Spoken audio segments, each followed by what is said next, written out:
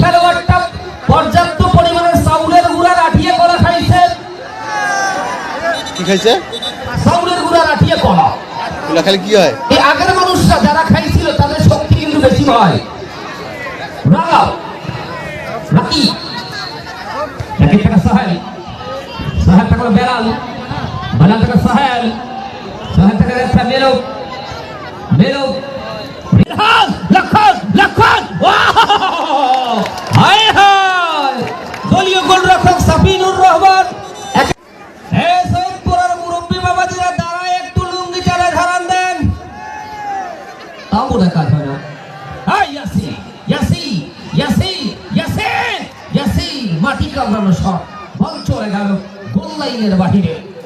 ইয়াসি ইয়াসি ইয়াসি ইয়াসি ইয়াসি এখন ইয়াসি পার্শ্বরেখার বাহিরে।